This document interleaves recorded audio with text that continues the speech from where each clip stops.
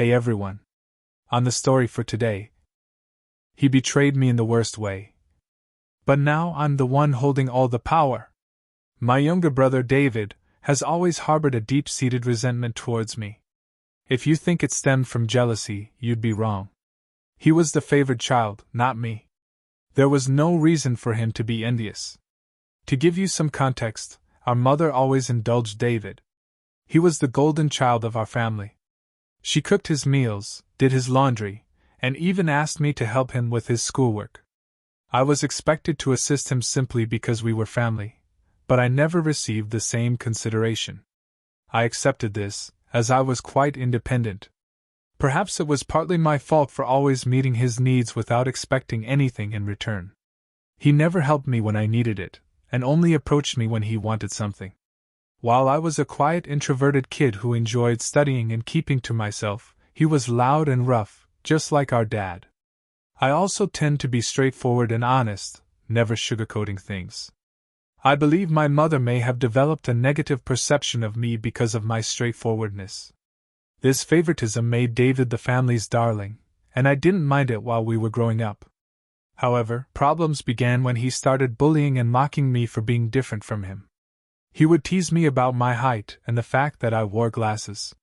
He would sneak into my room, read my diary, and then complain to my mom about what I had written. When I yelled at him and complained to our parents about him invading my privacy, they would laugh it off, saying it wasn't a big deal.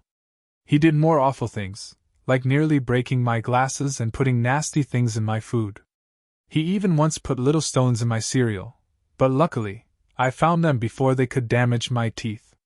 When I told my mom, she dismissed it, saying this is how brothers bond. Whenever we fought, David would zero in on my insecurities to insult me. We went to the same school, so he knew I was being bullied by a few kids. Instead of supporting me, he sided with the bullies, calling me names like ugly loser or hairy monkey and encouraging them to physically harm me, saying I was just a big failure. Another time, during a fight over something trivial that I can't even remember, he told me to kill myself. While I could easily brush off most insults, that one really hurt because I was struggling with my mental health at the time. I'm doing better now, but it was devastating to hear that my own brother wanted me dead. Since Dad was often at work and Mom didn't seem to care much, she even scolded me once, claiming it was my fault for irritating him. Things progressively worsened. During high school, there was a shocking incident when David attempted to set my hair on fire, and unbelievably, our mother defended him, claiming he was merely playing. Seriously? Who behaves like that? Thankfully, my dad eventually sided with me and pointed out the gravity of the situation. He even threatened to call the police on David. This moment was a real eye-opener for my brother, as he had never faced any consequences for his actions before. He was genuinely stunned, and my dad made it clear that enough was enough and that David needed to start respecting his older brother. Later, Dad came into my room to talk. I never expected his support because he always told David how similar they were, which was true. Dad admitted that he had waited for years, hoping David would mature, but he was slowly realizing that David was becoming a big bully.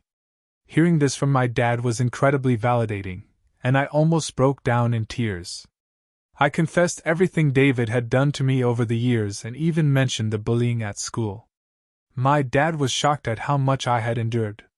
The next day, he spoke to the principal to ensure the bullies were warned about severe consequences if they continued. Later that evening, Dad enrolled me in MMA at our local gym, telling me I needed to man up and stand up to bullies in my life. I admit that a nerdy kid like me trying to learn to fight might have seemed laughable, but I was very focused. I managed my time well to balance my studies and daily workouts, and the MMA classes completely changed my life and physique. One day, David was up to his antics again. He stole my pocket money, which we received for helping with chores. I had been saving it for a while. David sneaked into my room and took it. I caught him just as he was about to cycle off with his friends. I demanded he return my money, but David mocked me, saying all I could do was run to Daddy for help. I don't know what came over me, but I punched him in the face. He was stunned, fell backward, and I retrieved my money from his pocket before throwing him back down. David started crying loudly, which was quite comical. However, my mother rushed out to help him and find out what happened. When she learned I had fought him, she was surprised and reprimanded me, saying I should be a better role model for David, who seemed to enjoy seeing me scolded. My mother also complained to my dad about my behavior, saying I needed to be controlled. My dad grimly asked both of us to explain ourselves. I told him how David had stolen the money I had worked hard for and saved, while David tried to justify it by saying he needed the money for a date and that as his brother, I should help him. However, Dad told David he was lucky I only punched him for stealing because anyone else would have called the police. He continued to tell David that he had no right to take others' things without their consent. David didn't like that and threw a tantrum, likely hoping our mother would side with him, but Dad remained firm. When David realized he wasn't going to be punished for being hit, he screamed how much he hated me and ran back to his room, locking himself in. Following that incident, David began to distance himself from me. He had finally understood that he couldn't bully me anymore, and that even Dad had stopped supporting his antics. For the first time in a long while, I felt like we were equals. Though he could no longer physically harm me, he resorted to verbal insults when our parents weren't around. His behavior worsened with age, becoming angrier and more short-tempered each year. When I approached him with a question, he would ignore me and walk away, muttering insults like nerd or loser under his breath. If he needed to communicate something, he would relay it through our mother instead of speaking to me directly. When I questioned her about why David couldn't just talk to me, she would urge me to be more understanding. I couldn't tell if it was just puberty or genuine hatred. Over time, dealing with his comments became unbearable, and I longed to move out and get away from him. I repeatedly asked my mother to mediate a sit-down conversation for us to resolve our issues, but she always refused, saying she didn't want to get involved. When I asked her opinion on why David treated me this way, she would brush off the question. Eventually, I left for my dream university, having earned a scholarship as a top student.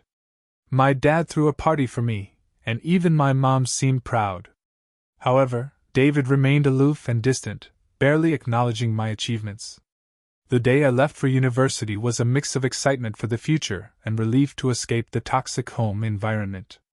The first few months at university were liberating. I made new friends, enjoyed my classes, and started to build a life separate from the oppressive atmosphere of my childhood. The constant fear of David's verbal attacks lifted, giving me a newfound sense of peace. During my second year, I met my wife, Karen, at a frat party through a friend, and we immediately clicked. Coming from a religious background, having kids outside of marriage was frowned upon. However, when we discovered she was pregnant in our final year, we decided to marry right after graduation. Our wedding was a small but joyful ceremony. Our parents were happy for us, and we enjoyed the celebration. At that moment, I believed Karen was the love of my life. I had always envisioned a monogamous relationship, one woman to come home to and share my life with. Despite other women showing interest over the years, I never pursued anything because I was genuinely content in my marriage. Karen was my dream girl, and I never wanted to hurt her. However, I later uncovered 2 incidents of infidelity in our marriage. One was an intermittent affair with her married coworker that spanned several years, and the other was a brief fling with an ex-boyfriend during a visit to her family. Some might think I was naive, and looking back, I can't completely disagree.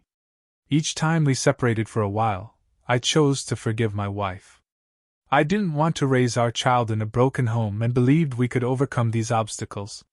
The affair with her coworker happened when we were young, and I attributed it to youthful mistakes and poor judgment. For a period, things seemed to get better. Although I could never fully trust her again, I did my best to set aside my doubts, knowing that if I chose to forgive, I had to genuinely work toward a fresh start.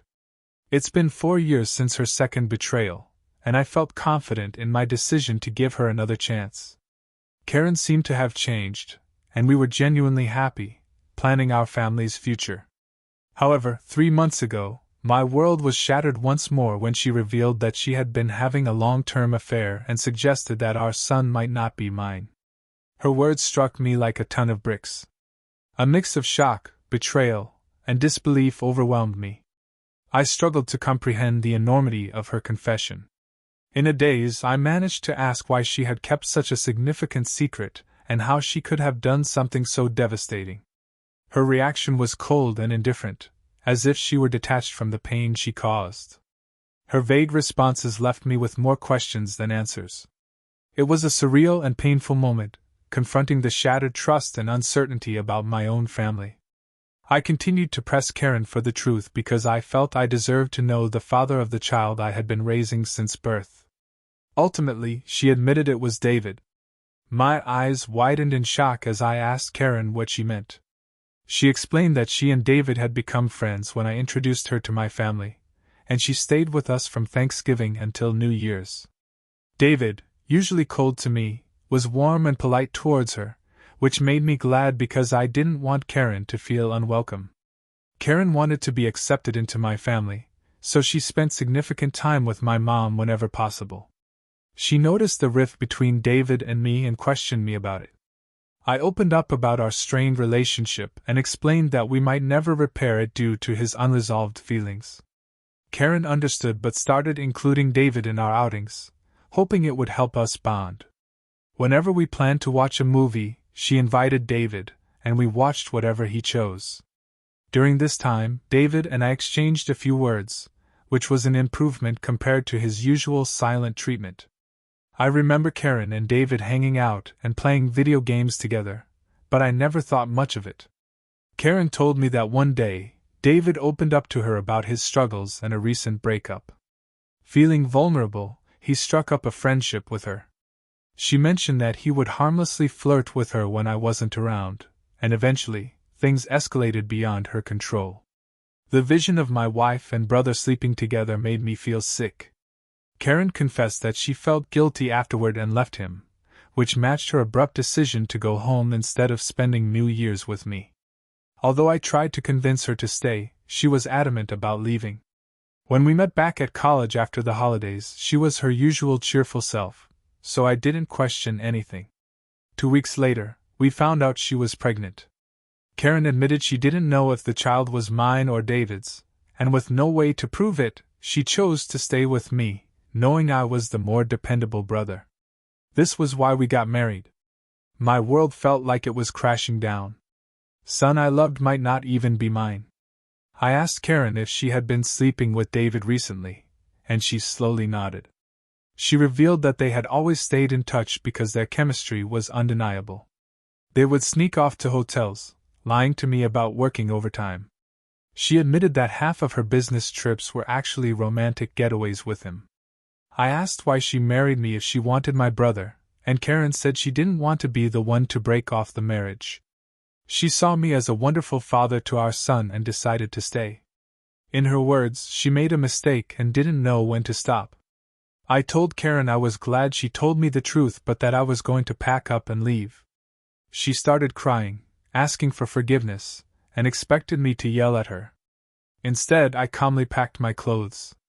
Karen insisted that if I loved her, I should fight for her, and that mistakes happen in every marriage. When she realized I wasn't going to do anything, she changed tactics, saying our son would be affected by a divorce and that children shouldn't be raised in broken homes.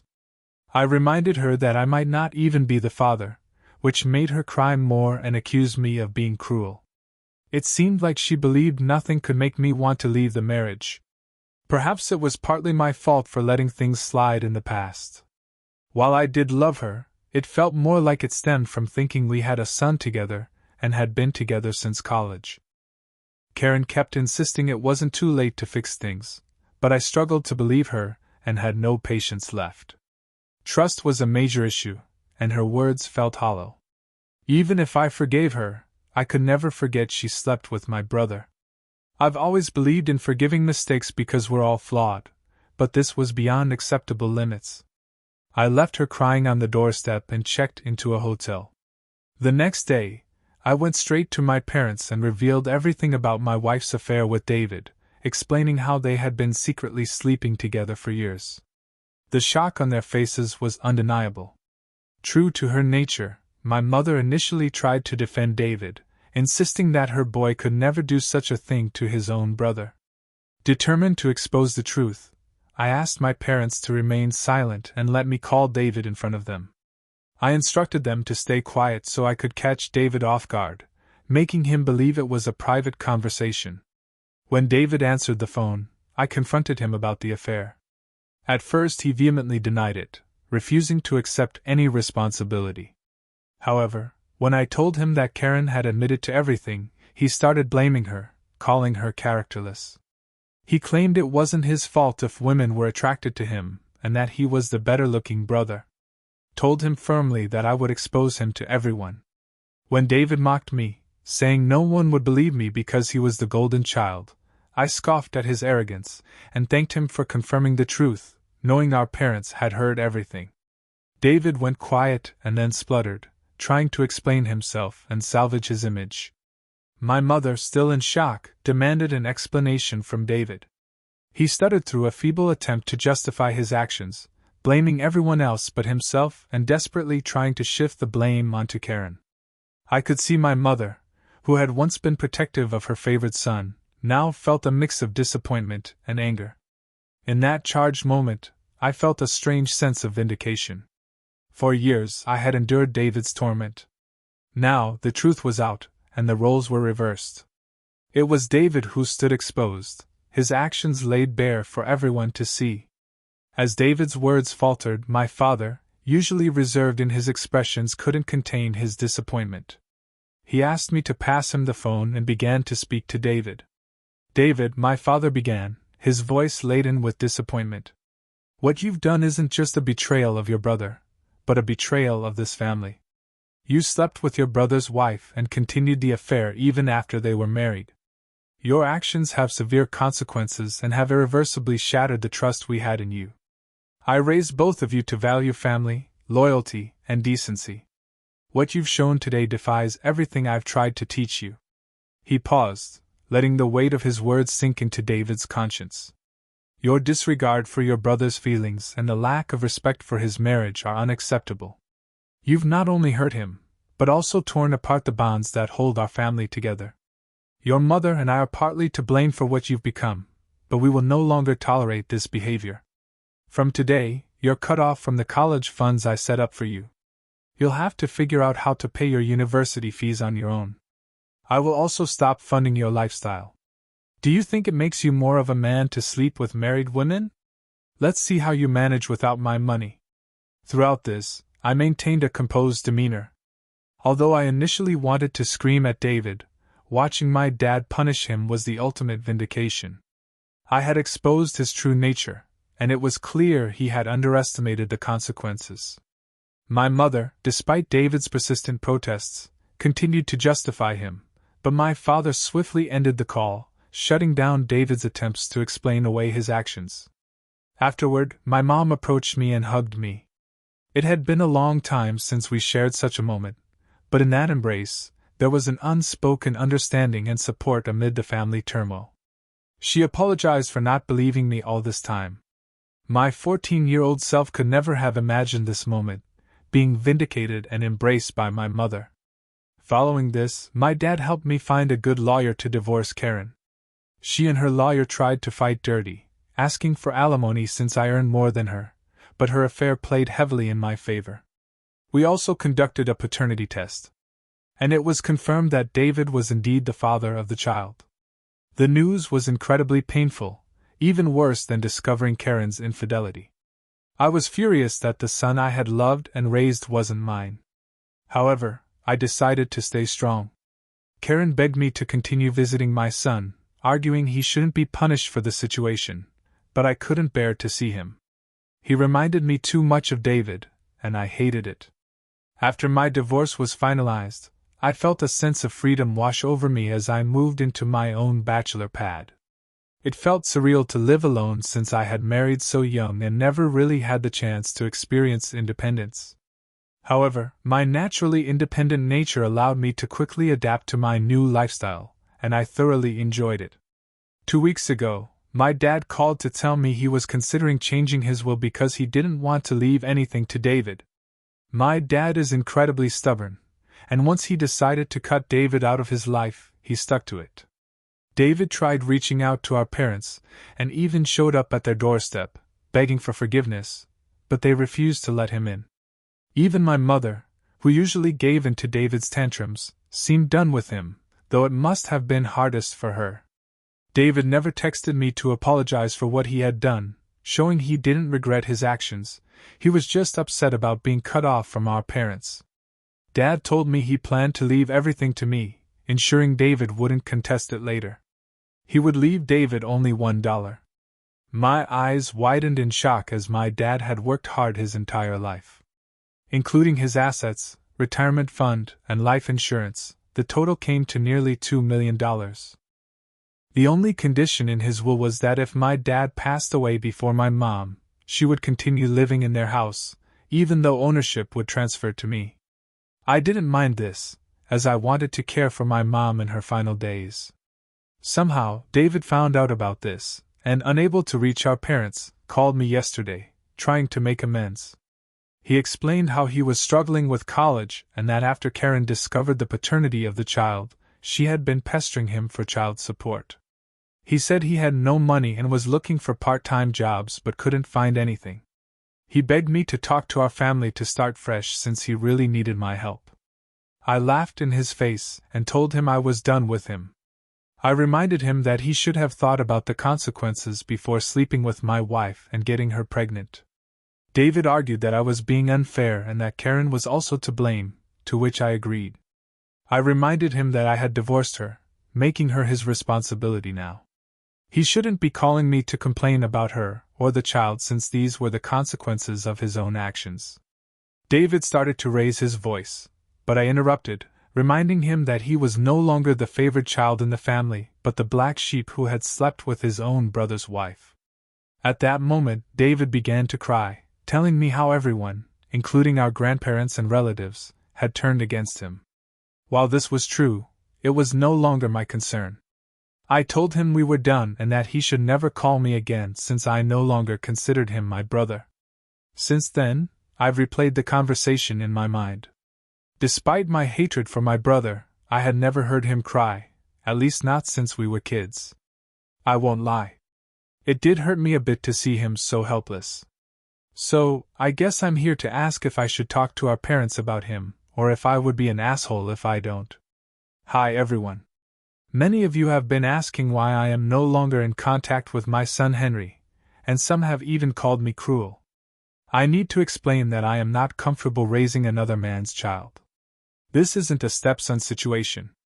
I was led to believe Henry was my son, only to later discover he is actually my brother David's son. Naturally, this revelation hurt deeply, and I cried over it for days. The main reason I don't want any contact with Henry is that I no longer want Karen in my life. If I remain connected to her child, she will find a way to re-enter my life, and I need my space. You may think I'm cruel or selfish, but I can't see him ever again, at least not for a very long time. Most of you correctly guessed that it was my mother who informed David about my dad changing his will, leading David to call me as a last resort to fix things. I confronted her in front of my dad, and she broke down, saying I had punished David enough and that he had learned his lesson. My dad firmly told my mother that if she believed what David did was forgivable, then he could no longer stay married to her because he could never forgive such a betrayal. This threat silenced my mother. My dad made it clear that if she ever talked with David again, and we found out, she could pack her bags and leave. As I mentioned, my dad is very stubborn. Hopefully my mother will learn from her mistakes. Update 3. Reddit. It's been 5 months since my last update. My relationship with my parents has improved over the past few months. My dad and I go golfing every weekend, and he treats me more like a buddy than a son. Although my mother misses David, she has stayed away from him. The last I heard about David was from my cousin, who said David had been asking everyone for money, and eventually had to drop out of college because he couldn't afford the fees. He and Karen are living together, and he has a part-time job as a mechanic. Apparently they are raising Henry together, which is a good thing, I guess. I never discuss David with my parents, and they don't bring him up either. For everyone asking, I am doing quite well. I was promoted at my job 2 months ago, so my salary has significantly improved. I haven't been dating anyone as I feel I still need time and space to heal. I've been going to therapy, so we'll see how that works out. Well, folks, that will be all for today. I hope you enjoyed today's video. Don't forget to like, comment, and subscribe. Stay safe, everyone.